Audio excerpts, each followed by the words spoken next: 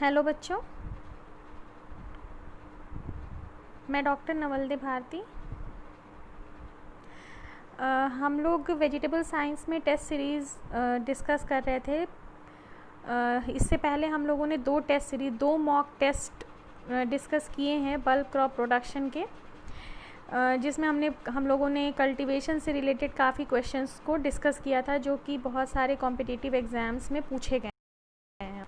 उसी के क्रम में ये तीसरा मॉक टेस्ट है, बल्क क्रॉप्स पर ही है, जिसमें आज हम लोग बल्क क्रॉप्स की वैरायटीज़ से रिलेटेड जो इम्पोर्टेंट क्वेश्चंस हैं जो है उनको डिस्कस करेंगे इस सीरीज़ में।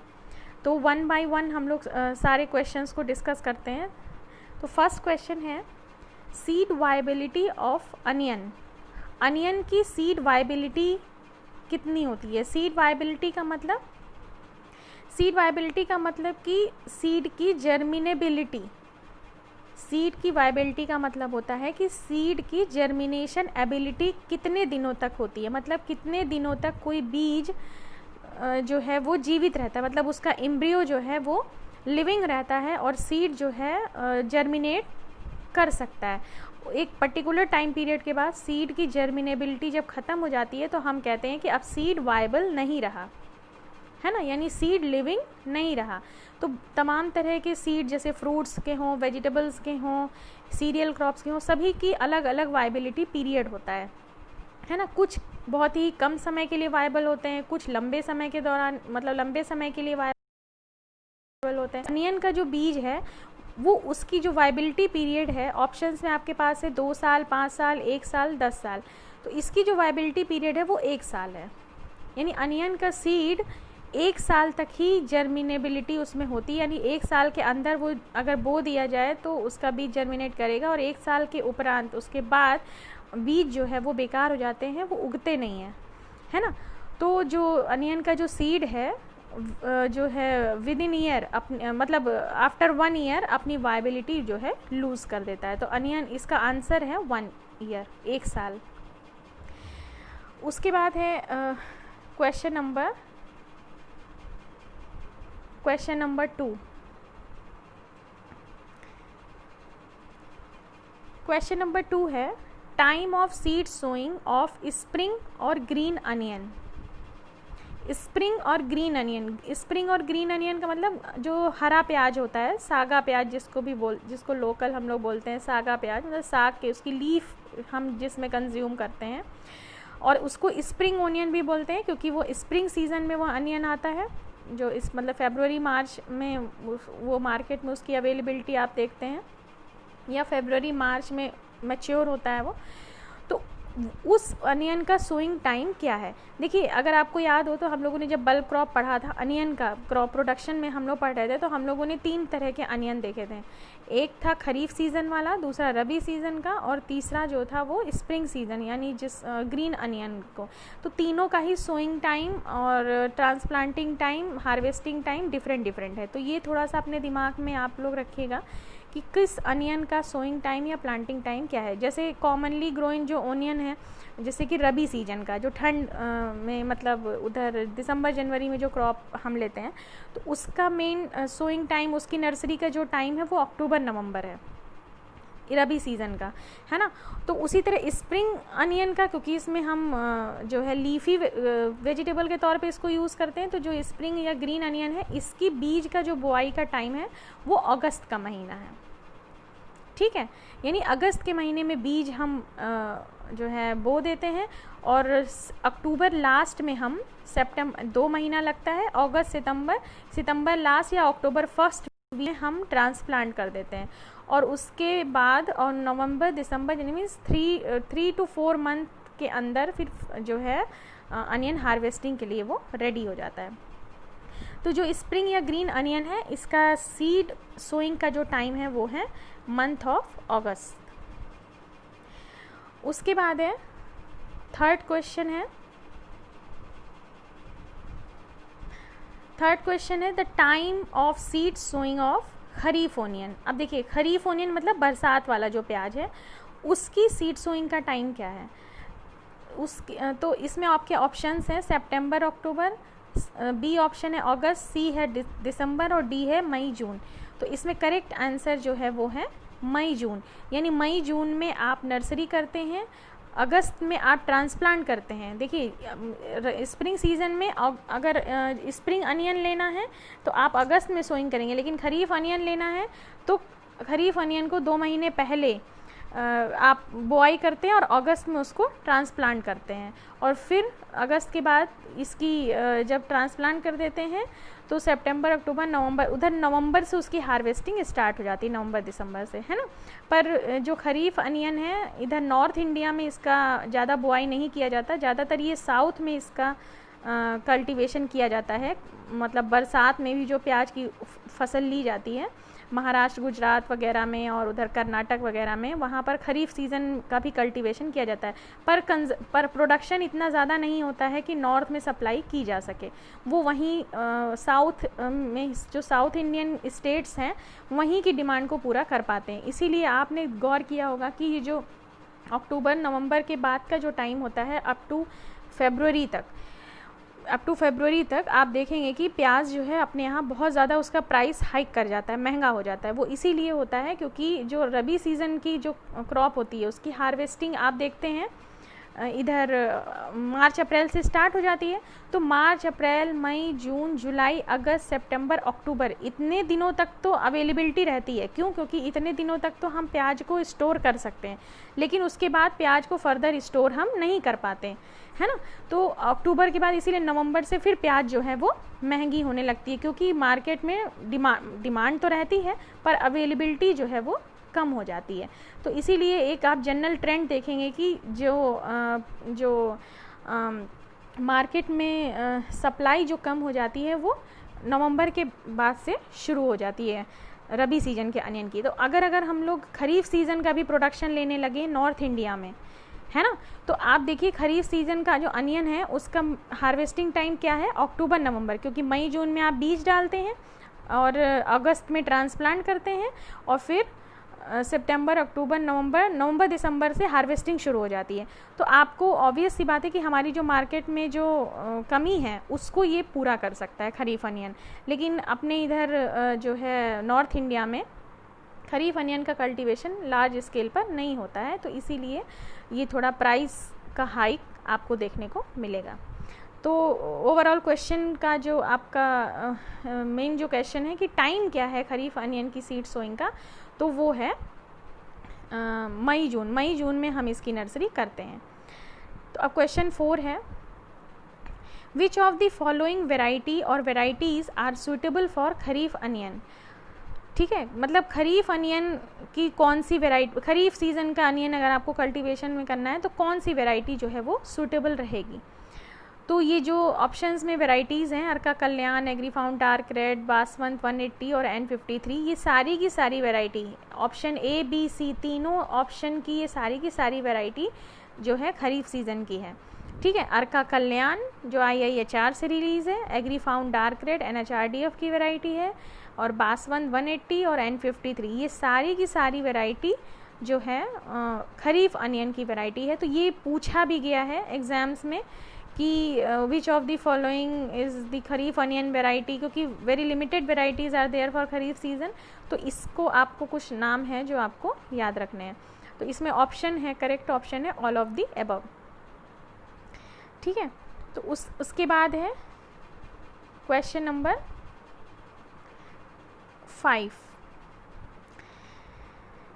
Multiplier onion varieties are. अब आप जान रहे हैं मल्टीप्लायर अनियन, अगर आपको याद आ रहा हो इस वीडियो में नीचे लिंक में दिया हुआ है जो अनियन का हम लोगों ने कल्टीवेशन प्रैक्टिस के बारे में, तो वो उस वीडियो को आप देख लीजिएगा अगर याद ना आ रहा हो। मल्टीप्लायर अनियन क्या है? मल्टीप्लायर अनियन वो अनियन है जिसमें कि क्लस्टर में अनियन आते हैं, है ना,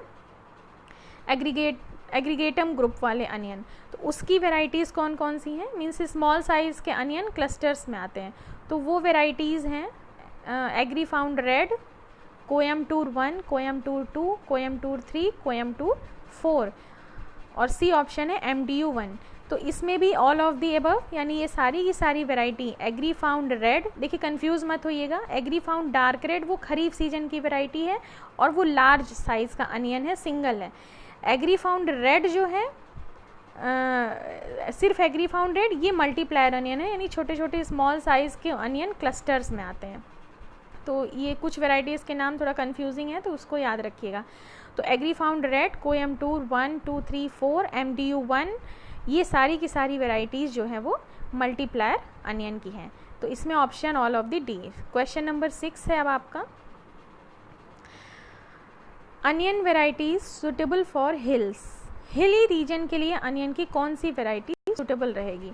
तो देखिए हिली रीजन के लिए शॉर्ट डे वैरायटी भी सुटेबल रहती है, लेकिन लॉन्ग डे वैरायटीज़ वहाँ पर बेहतर परफॉर्म करती हैं, क्योंकि हिल्स जो है पहाड़ी जो इलाके हैं, यानी पहाड़ों पर या हिली रीजन में दिन जो है वो मतलब विंटर्स में है ना, विंटर्स में जो फोटो पीरियड है, मतलब डे लेंथ है, वो लंबा रहता है, लॉन्ग डे रहता है ना। तो हिली रीजन में बहुत ही ईजिली जो है लॉन्ग डे वेराइटीज़ का कल्टीवेशन किया जा सकता है। अगर आपको याद हो तो हम लोगों ने क्रॉप प्रोडक्शन के दौरान पढ़ा था कि onion on the basis of photo period दो तरह के होते हैं, शॉर्ट डे और लॉन्ग डे वैरायटी होती हैं। तो अपने यहाँ जो है नॉर्थ इंडिया या है ना, नॉर्थ इंडियन कंडीशन में विंटर्स में जो है दिन जो है काफ़ी छोटे होते हैं, तो यहाँ पर जो है शॉर्ट डे वैरायटी हम लोग ज़्यादातर कल्टीवेट करते हैं, है ना। और हिली रीजन पे या यूरोपियन कंट्रीज़ में वहाँ पर जो है लॉन्ग डे वैरायटीज़ का कल्टीवेशन किया जाता है। अपने यहाँ लॉन्ग मतलब इधर इंडिया में लॉन्ग डे वैरायटीज़ का कल्टीवेशन इसलिए ज़्यादा नहीं करते, इवन प्लेन एरियाज़ में, इंडिया के प्लेन एरियाज़ में लॉन्ग डे वैरायटी का कल्टीवेशन इसलिए नहीं करते क्योंकि लॉन्ग डे वैरायटीज़ की डे लेंथ की रिक्वायरमेंट पूरी नहीं हो पाती है, तो बल्ब फॉर्मेशन नहीं होता है। और हिली रीजन में दिन लंबा होता है, पूरा का पूरा डे लेंथ जो है वो क्रॉप को मिलता है, तो इसलिए जो है जो अनियन वैरायटी है वो लॉन्ग डे वैरायटी हैं उनमें प्रॉपर बल्ब फॉर्मेशन हो पाता है। और जो अपने मतलब इंडिया की जो प्लेन कंडीशन है, प्लेन रीजन है, वहाँ पे शॉर्ट डे वैरायटी बेहतर परफॉर्म करती है, क्योंकि शॉर्ट डे यानी जो है शॉर्ट डे कंडीशन में भी प्रॉपर बल्ब डेवलपमेंट हो जाता है। तो इसलिए जो है इसमें ऑप्शन में आपको बताना है कि कौन सी अनियन वैरायटी हिली रीजन के लिए सूटेबल है। तो देखिए ऑप्शन है A brown Spanish, agri found light red, Pusa Madhavi, और डी है नन ऑफ द अबव। तो ये जो ऑप्शन बी और सी है, एग्री फाउंड लाइट रेड या पूसा माधवी, ये वैरायटी जो है शॉर्ट डे टाइप की है, तो ये हिली रीजन के लिए सूटेबल नहीं है। ब्राउन स्पेनिश जो वैरायटी एक्जोटिक वैरायटी है, ये एक येलो कलर वैरायटी है, येलो ब्राउन स्किन है इसमें अनियन की, तो ये वैरायटी जो है हिली रीजन के लिए सूटेबल जो है देखी गई है, ब्राउन स्पेनिश। तो इसमें करेक्ट आंसर है आपका होगा ब्राउन स्पेनिश। उसके बाद है क्वेश्चन नंबर 7। क्वेश्चन नंबर 7 है onion cultivars suitable for export to Malaysia and Singapore. यानी मलेशिया और सिंगापुर जो कंट्रीज़ हैं वहाँ पर अनियन की कौन सी वैरायटीज़ हैं जो हाईली डिमांडेड हैं, जो हम अपने यहाँ से एक्सपोर्ट करते हैं, है ना।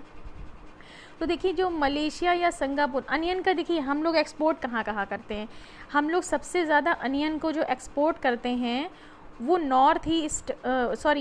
साउथ ईस्ट एशिया में करते हैं। साउथ ईस्ट एशिया मतलब मलेशिया, सिंगापुर, इंडोनेशिया वाली इन कंट्रीज़ में करते हैं।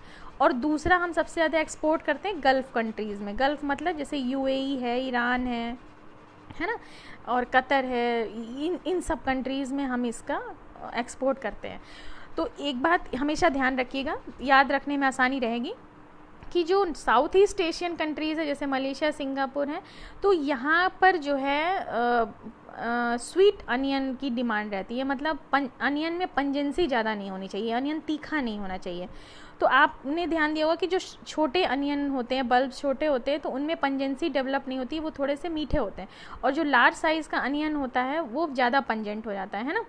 तो हम जो मलेशिया और सिंगापुर में हम स्मॉल साइज़ के स्वीट अनियन कल्टीवार का एक्सपोर्ट करते हैं, और जो गल्फ़ कंट्रीज़ हैं जैसे यू या इस्लामिक कंट्रीज़ हैं जो गल्फ़ में, वो लोग पंजेंट अनियन की उनकी रिक्वायरमेंट होती है, लार्ज साइज़ के और तीखा अनियन वहाँ पसंद किया जाता है, तो उस अकॉर्डिंग हम जो है एक्सपोर्ट करते हैं। तो यहाँ मलेशिया और सिंगापुर की बात हो रही है, तो इसमें जो है जो ऑप्शन है आपके अर्का-बिंदु, एग्रीफाउंड रोज़, ऑप्शन सी है बोथ ए एंड बी, और डी है एग्रीफाउंड रेड। तो इसमें से अर्का-बिंदु और एग्रीफाउंड रोज़ ये दोनों ही स्मॉल साइज़ के अनियन है, और जो है बहुत ही स्वीट, मतलब बहुत ज़्यादा पंजेंट नहीं है, स्वीटनेस ज़्यादा है। तो इन अर्का-बिंदु और एग्रीफाउंड रोज़, इन दोनों को हम लोग मलेशिया और सिंगापुर कंट्रीज़ में एक्सपोर्ट करते हैं। तो इसमें करेक्ट आंसर है आपका ए बी, तो मतलब ऑप्शन सी आपका करेक्ट आंसर है। उसके बाद है next question number 8, post harvest loss in onion, यानी अनियन में पोस्ट हार्वेस्ट लॉस कितना होता है। ठीक है, ये भी बहुत इंपॉर्टेंट क्वेश्चन है। देखिए अनियन में इसमें ऑप्शन है 10 to 20%, 20 to 30%, 30 to 60% या फिर 40 to 50%। तो इसमें करेक्ट आंसर है 30 to 60%। देखिए बहुत ही ये इम्पॉर्टेंट क्वेश्चन है, और है ना कि अनियन में जो पोस्ट हार्वेस्ट लॉस यानी हार्वेस्टिंग के बाद यानी ट्रांसपोर्टेशन, पैकेजिंग, ग्रेडिंग, मार्केटिंग और कंज्यूमर के हाथ में पहुंचने तक अनियन का जो लॉस का परसेंटेज है वो 30 से 60% है, जो कि बहुत ज़्यादा है। मतलब अगर 100% उत्पादन है तो उसमें से समझ जाइए कि 30 से 60% हिस्सा अनियन का वो लॉस में चला जाता है, वो कंज्यूमर तक नहीं पहुंच पाता। ठीक है, और ऑब्वियस सी बात है कि हमारा इतना ज़्यादा प्रोडक्शन, उसमें भी उसका एक बड़ा हिस्सा लॉस में जा रहा है, तो ऑब्वियस ये जो है मार्केट में जो है डिमांड पर जो है असर डालता है। तो अनियन में पोस्ट हार्वेस्ट लॉस ज़्यादा है, यानी हार्वेस्टिंग के बाद प्रॉपर पोस्ट हार्वेस्ट मैनेजमेंट ना होने की वजह से देखिए 30 से लेकर 60% तक लॉस देखा गया है ना। जैसे हार्वेस्टिंग के दौरान भी बहुत सारा लॉस होता है, जब आप प्याज की हार्वेस्टिंग कर रहे होते हैं तो जब आप स्किल्ड लेबर की मदद से नहीं करते, लेबर स्किल्ड नहीं होती है या अच्छे टूल्स नहीं होते या राइट टाइम पे आपने हार्वेस्टिंग नहीं की है, तो ऑब्वियस सी बात है कि जो है हार्वेस्टिंग के बाद ज़्यादातर प्याज जो है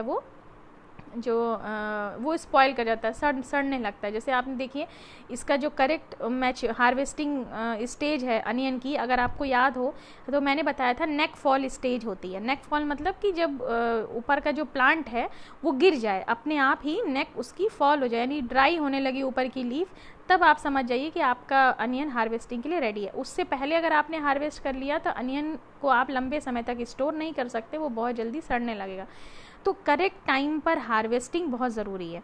उसके बाद हार्वेस्टिंग के बाद उसकी जो है क्यूरिंग उसका करना बहुत ज़रूरी है ताकि उसको स्टोर किया जा सके, उसकी फील्ड हीट को रिमूव करना बहुत ज़रूरी है, प्रॉपर पैकेजिंग ज़रूरी है, प्रॉपर ट्रांसपोर्टेशन ज़रूरी है कि किसी तरह का डैमेज नहीं होने पाए बल्ब्स को, है ना। वैसे तो बहुत हार्ड ही होता है लेकिन फिर भी जो है डैमेज को जो है रोकना चाहिए। और अगर स्टोरेज में, तो स्टोरेज में प्रॉपर जो है टेम्परेचर और एयर सर्कुलेशन होना चाहिए, क्योंकि अब आप लोगों ने ध्यान दिया होगा जिनके भी यहाँ, अगर आप लोग प्याज को कभी स्टोर करके देखिए तो आप ज़्यादा प्याज को जब भी स्टोर करेंगे तो अगर उसको आप बार बार प्याज को वेंटिलेशन नहीं अगर प्रोवाइड करते हैं, है ना, तो होता क्या है कि प्याज जो है वो सड़ने लगती है। तो ये बहुत ज़रूरी है क्योंकि इथाइलिन प्रोड्यूस होता है प्याज में, तो वो ऑब्वियस सी बात है, इथाइलिन जो है राइपनिंग हार्मोन है और फिर वो सड़ाने लगता है। तो इसीलिए जो है इन सारी स्टेजेस पे आप पोस्ट हार्वेस्ट लॉस अनियन में देखने को मिलता है। तो ये जो लॉस है वो 30 से 60% तक होता है।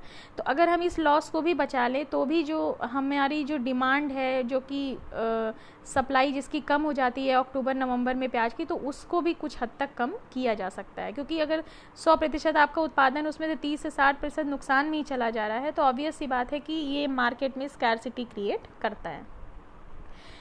उसके बाद है क्वेश्चन नंबर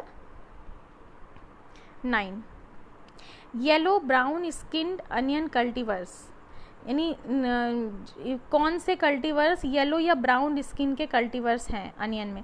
अगर कलर वाइज देखा जाए तो हमने बताया था 3 तरह के अनियन कल्टीवर्स हैं, येलो रेड वेराइटी और वाइट अनियन और येलो या ब्राउन अनियन, है ना। आप लोग प्लीज़ जो है जो अनियन कल्टीवेशन का वीडियो हमने डाला उसको देखिए, अगर आप लोग भूल चुके हों या रिवाइज करना हो, ताकि ये क्वेश्चन सॉल्व करने में आपके लिए आसानी रहे। तो कौन कौन सी अनियन की वेराइटीज़ है जो येलो या ब्राउन स्किन की हैं, तो वो वेराइटीज़ हैं early Greno, brown Spanish, Bermuda yellow, first option है आपका। बी ऑप्शन है मर्सिडीज़ और कोगर, लिंडा विस्टा, और ऑप्शन सी में है फूले स्वर्णा, अर्का पीताम्बर, अर्का सोना, या फिर ऑप्शन डी है ऑल ऑफ द अबव। तो इसमें जितनी भी ऑप्शन जो है डी करेक्ट है, यहाँ पर थोड़ी मिस्टेक हो गई है, डी की जगह बी लिखा हुआ है, तो इसको करेक्ट कर लीजिएगा। तो इसमें जितनी की जितनी वेराइटीज़ हैं, ए बी सी तीनों ही ऑप्शंस में जो भी वेराइटीज़ दी हुई हैं, ये सारी की सारी वेराइटीज़ जो है येलो स्किन कल्टीवर हैं, ठीक है। तो जिसमें मतलब मीन्स येलो अनियन वेराइटीज़ हैं, early Greno, brown Spanish, Bermuda yellow और मर्सिडीज़, कोगार, लिंडा विस्टा, ये सारी की सारी वैरायटी एक्जोटिक है, मतलब फॉरेन की वैरायटीज़ हैं। और फूले स्वर्णा, अर्का पीताम्बर, अर्का सोना, ये इंडियन वेराइटीज़ हैं। तो इनके नाम से भी आपको पता होना चाहिए। देखिए फूले स्वर्णा, स्वर्णा मतलब स्वर्ण, सोने जैसा जो है कलर है, इसीलिए इसका नाम है फूले स्वर्णा, यानी ये भी येलो वैरायटी है। अर्का पीताम्बर IIHR बेंगलोर की वैरायटी है, पीताम्बर मतलब पीला, है ना, तो इसका मतलब ये भी येलो स्किन वैरायटी है। उसी तरह अर्का सोना, सोना मतलब हिंदी में स्वर्ण को सोना जो बोलते हैं, तो ये भी वही है, यानी ये तीनों की तीनों जो है येलो स्किन या ब्राउन स्किन अनियन कल्टीवर्स हैं, ठीक है। तो ऑप्शन है ऑल ऑफ द अबव। उसके बाद है आप क्वेश्चन नंबर 10। क्वेश्चन नंबर 10 है onion variety suitable for dehydration, ठीक है। Onion variety suitable for dehydration, dehydration purpose के लिए कौन सी वेराइटी सुटेबल है। अब डिहाइड्रेशन का क्या है, देखिए अनियन की को जो है लॉन्ग टर्म यूज़ के लिए हम लोग इसके अनियन पाउडर में भी अनियन पाउडर के फॉर्म में भी स्टोर कर सकते हैं, उसको डिहाइड्रेट करके, यानी उसके वाटर उसको पूरी तरह से सुखा के और अनियन को पाउडर के फॉर्म में बदल के यानी प्रोसेस करके और फिर हम उसे लॉन्ग टर्म यूज़ में ले सकते हैं। तो कौन सी अनियन की वैरायटी है जो डिहाइड्रेशन पर्पस के लिए सूटेबल है। तो देखिए डिहाइड्रेशन के लिए वही वैरायटी सूटेबल होती है जिसमें ड्राई मैटर रेशियो ज़्यादा होता है, यानी ड्राई मैटर जिसमें ज़्यादा हो। ड्राई मैटर का मतलब कि देखिए अनियन में आपने ध्यान दिया होगा तो ज़्यादातर पोर्शन वाटर का होता है ना। अगर प्याज को एकदम सुखा दीजिए तो उसमें ड्राई मास जो है वो बहुत कम होता है। तो जो वैरायटी में ड्राई मास ज़्यादा होगा, ऑब्वियस सी बात है कि वाटर मतलब डिहाइड्रेट होने के बाद या वाटर लॉस होने के बाद उसमें ज़्यादा से ज़्यादा सॉलिड मैटर बचे। तो कौन सी वैरायटी जो है सूटेबल होती है डिहाइड्रेशन के लिए, तो ये ध्यान रखिएगा कि जो वाइट अनियन वैरायटी हैं, जितनी भी वाइट वेराइटीज़ हैं वो डिहाइड्रेशन के लिए सूटेबल होती है, क्योंकि वाइट वेराइटीज़ जो है वो रेड और येलो के कंपैरिजन में इनमें ड्राई मैटर रेशियो ज़्यादा होता है, ठीक है ना। तो इस चीज़ का थोड़ा सा आप ध्यान रखिएगा कि ड्राई मैटर रेशियो जिसमें ज़्यादा होता है। तो इन जो ये वैराइटीज़ दी हैं फूले स्वर्णा, पंजाब 48, पूसा वाइट फ्लैट, अर्नी ग्लैनो, इसमें से ऑप्शन बी है जो पंजाब 48, ये एक वाइट वैरायटी है अनियन की, और इसमें जो है सबसे ज़्यादा जो है ड्राई मैटर जो है वो रिकवरी इसमें देखी गई है, इसीलिए इस वैरायटी को डिहाइड्रेशन के लिए सूटेबल माना गया है।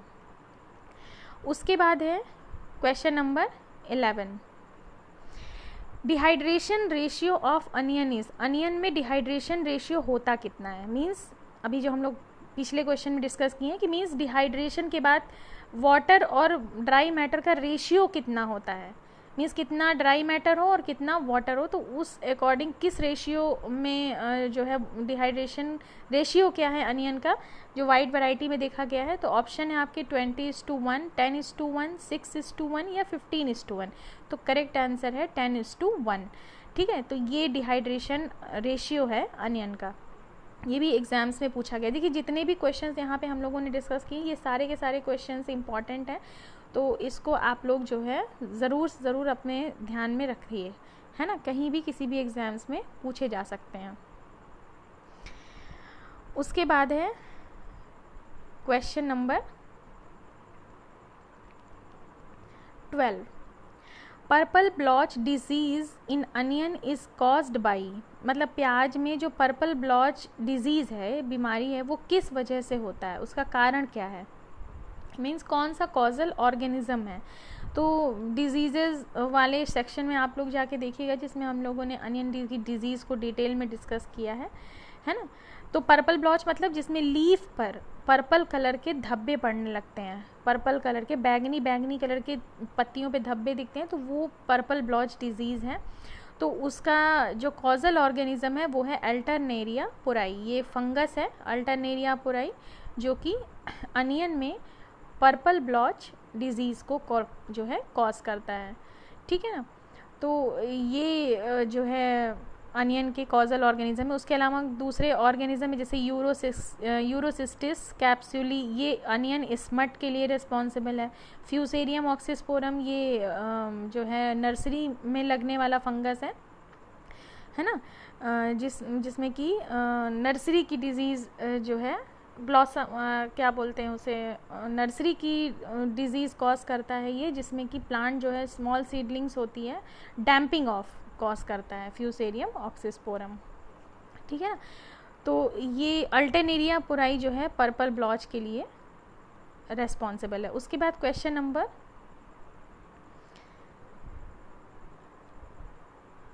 13।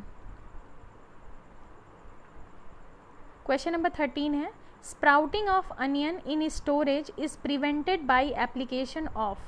ये भी बहुत इंपॉर्टेंट क्वेश्चन है कि स्टोरेज में जब आप अनियन को स्टोर करते हैं तो स्प्राउटिंग एक कॉमन प्रॉब्लम है। स्प्राउटिंग का मतलब कि देखिए हमने बताया था बल्ब क्रॉप के बारे में आप लोगों को कि ये जो है एक पर्टिकुलर टाइम पीरियड के लिए जो बल्ब क्रॉप जैसे अनियन है ये डॉर्मेंसी में चले जाते हैं। जैसे फरवरी मार्च अप्रैल में हार्वेस्टिंग के बाद जो अनियन के बल्ब हैं ये डॉर्मेंसी में चले जाते हैं ड्यूरिंग हाई टेम्परेचर। जब टेम्परेचर हाई होता है तो जो बल्ब होते हैं वो डॉर्मेंसी में चले जाते हैं। ये बाइनियल क्रॉप है तो बल्ब डॉर्मेंसी में चले जाते हैं। उसके बाद जैसे ही विंटर्स फिर आती हैं यानी अक्टूबर नवंबर के टाइम में आप देखते हैं कि ये जो अनियन के बल्ब्स हैं ये फिर स्प्राउट करने लगते हैं। स्प्राउट मतलब फिर उगने लगते हैं। इनमें ग्रीन आप लीव्स देखते हैं। आपके किचन में जो भी अनियन आप रखते हैं देखिए तो उसमें अपने आप अनियन जो है वो स्प्राउट करने लगता है। वो इंडिकेट करता है कि इसकी डॉर्मेंसी पीरियड ओवर हो गया है और ये अपनी लाइफ साइकिल के सेकेंड ईयर में एंटर करने जा रहा है ना। तो ये अनियन में ये प्रॉब्लम है। अगर आप अनियन को स्टोर में रख रहे हैं तो स्टोर में भी अनियन की डॉर्मेंसी ब्रेक हो जाती है तो फिर आप उसे आगे के लंबे समय तक फिर फर्दर उसको स्टोरेज में नहीं रख सकते हैं। तो उस चीज़ को रोकने के लिए स्प्राउटिंग को स्टोरेज में अनियन स्प्राउट ना करने पाए उसको रोकने के लिए आप क्या करेंगे तो कौन सा केमिकल है जो जनरली यूज़ किया जाता है अनियन की स्प्राउटिंग को रोकने के लिए, तो वो केमिकल है मैलिक हाइड्राजाइड। ये बहुत इंपॉर्टेंट है, ये बहुत बार पूछा जा चुका है कि which chemical is used for preventing the sprouting of onion in storage. तो करेक्ट ऑप्शन है मैलिक हाइड्राजाइड। और किस रेट पर, at the rate of 2500 ppm। ये भी पूछा गया है कि किस रेट पर अप्लाई किया जाता है तो 2500 ppm।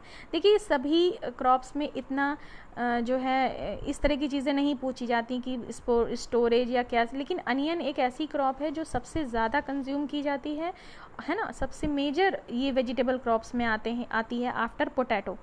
तो इसलिए अनियन या पोटैटो से रिलेटेड हर एक छोटी बड़ी चीज़ों को बहुत गहराई से हमें देखना होता है कि किस तरह से कौन सा केमिकल यूज़ होता है, कितनी मात्रा में यूज़ होता है, ये सारी चीज़ें। तो इसीलिए हम लोग अनियन में इसको पढ़ रहे हैं कि मैलिक हाइड्राजाइड अप्लाई किया जाता है और कितनी ज़्यादा क्वान्टिटीज़ कितनी क्वान्टिटी जो है सूटेबल रहती है तो वो है 2500 ppm। ठीक है, तो इस चीज़ पर आप जो है ध्यान रखिएगा। तो ये इम्पॉर्टेंट क्वेश्चंस थे कुछ जो है अनियन की स्प्राउटिंग से रिलेटेड, अनियन बल्ब क्रॉप की वैरायटीज़ और उसकी डिजीज़ या स्प्राउटिंग से रिलेटेड, स्टोरेज या पोस्ट हार्वेस्ट मैनेजमेंट से रिलेटेड क्वेश्चंस थे। तो इसको आप लोग रिवाइज करिएगा और आगे भी हम कंटिन्यू फिर नेक्स्ट जो है मॉक टेस्ट हम कंडक्ट करेंगे। हम बीच में थोड़ा सा गैप हो गया था, इसके लिए सॉरी है, लेकिन हम आगे से इसको लगातार कंटिन्यू करेंगे। तो आप लोग प्लीज़ इसको जो है अपनी प्रिपरेशन करते रहिएगा, इन सारे क्वेश्चंस को स्टडी करते रहिए। अगर किसी तरह का कोई डाउट है तो आप जो है कमेंट बॉक्स में हमें बताइएगा। Thank you.